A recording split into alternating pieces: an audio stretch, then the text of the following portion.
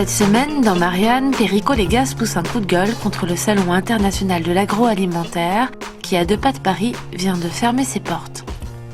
C'est que dans le secteur des innovations, la science a fait des progrès, certes, mais le mauvais goût aussi. Si certains créateurs débordent d'imagination, ils semblent avoir oublié en chemin qu'il s'agissait d'alimentation et non d'un concours de science-fiction. Par exemple, des ingénieurs très british sont à l'origine de ces sprays particuliers. Ils se proposent de diffuser, version mousse épaisse et grasse, des saveurs goût champignons, mangue et truffes, un florilège de parfums pour accompagner poissons et viandes à base d'ingrédients plus qu'alléchants comme de l'anthrocyanin et du cellulose.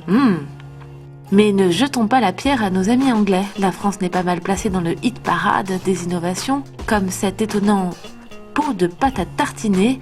L'idée, nous faciliter la vie ou lier la salade, le beurre, les cornichons pour faire un sandwich. Dans cette préparation, tout est déjà mélangé. On a été sur des préparations à tartiner à base de viande et légumes. Poulet par exemple, ici purée de tomates, poivron, voilà un exemple. Ici voici un autre exemple, la saucisse au jambon, de la courgette, des carottes, du jaune d'œuf. Et tout ceci est aromatisé et voilà le dernier c'est un poulet au curry. On note un petit oubli des ingrédients que l'on ne trouve pas dans un banal sandwich, comme des conservateurs, de l'amidon, de la gomme xanthane. C'est à l'évidence le petit plus qui fera toute la différence.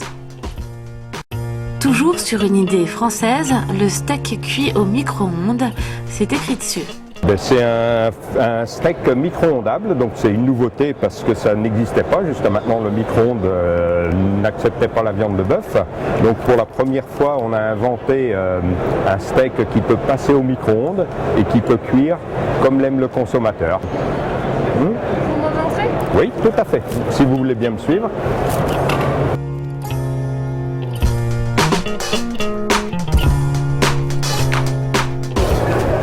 Donc on va l'ouvrir du suremballage.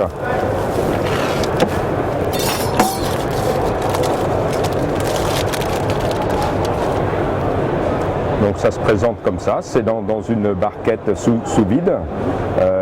C'est pré-tracé, donc ça a déjà le goût. Bon, on n'a pas goûté, c'était l'heure du petit déjeuner, mais histoire de se couper l'appétit, voilà une trouvaille belge, le Goujita. Là c'est 100% naturel. L'idée, quelques gouttes de cet élixir marronasse et hop, la pêche toute la journée. Seul X, ça sent très très fort le vieux vinaigre et c'est pas, mais alors pas du tout bon. Allez, encore un petit peu d'imagination, un pas de plus dans l'innovation et cette fois c'est sûr, on n'aura plus du tout envie de manger. Le souci, c'est qu'au départ, ce n'était pas franchement ça l'idée.